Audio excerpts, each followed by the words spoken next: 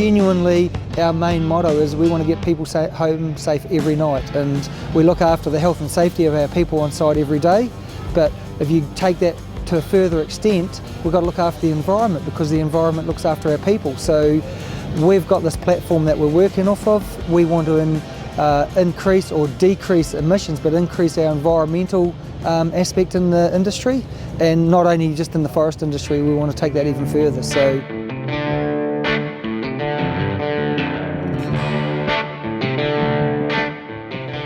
hi, I'm Dale Ewers, and we acquired Medel equipment back in 2023. We've been operating for just over 18 months at the moment, and it took us a long time to get the first product out there, but we're pretty proud to say that we've now built, I think it's 9 Madill loaders, and we're building both in New Zealand and also British Columbia. I think it was 1990, a logging supervisor showed me a brochure of a Medel 171, and I thought, what is this? I didn't know too much about yarders or haulers back then, but I thought, no, after speaking to him for a bit, I thought that I'd actually, I needed one of those. He actually gave me the brochure. I've actually still retained that brochure. It's sitting in my drawer at home. And 1996 I purchased one, and then in 2003 I ended up purchasing the actual Madill 171 that was on the front of that brochure. So I just absolutely love Madill. Haven't had a lot to do with the excavators or the loaders, but then once we started getting into it, now we've got them in our own crews, starting to get them into our own crews, and we've made some modifications from the old Madills when they finished. Customers weren't happy, so we did a lot of customer interviews with loggers in the US, Canada and in New Zealand. Got a lot of detail around where the flaws were or how we could improve it. So it wasn't necessarily us making the changes, the customers were making the changes.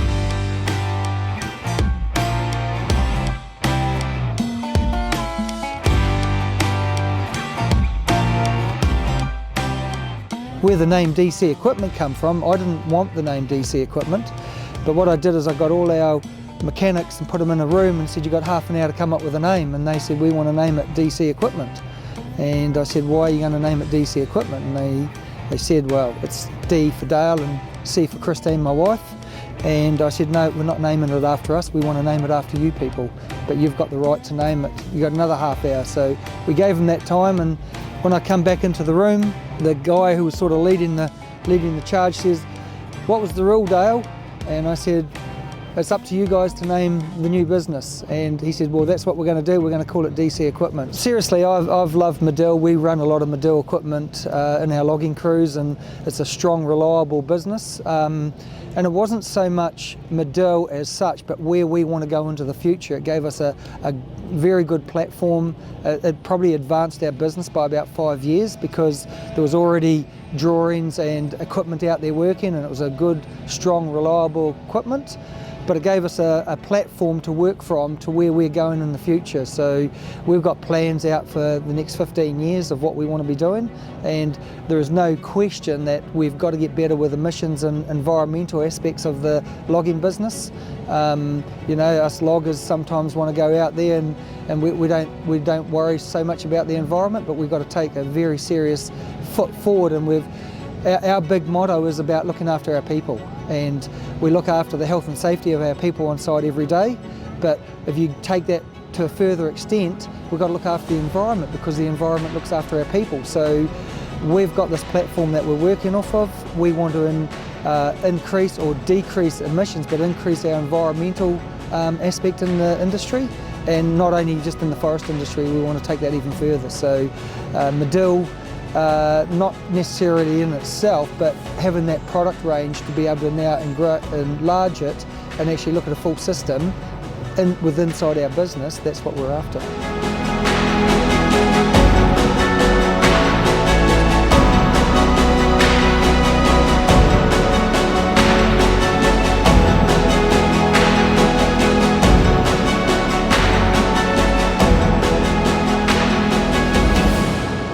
sell and we distribute it ourselves, so DC Equipment does that. We've also got a manufacturing plant in South America, in Chile, so we distribute that through a distributor as well as ourselves. So we've got a mix of both in South America, and then in North America we have Norse working for us in Canada, and then here in the USA we're actually DC Equipment is now set up, so we've got a DC Equipment USA Limited, and we are looking at going directly to the market.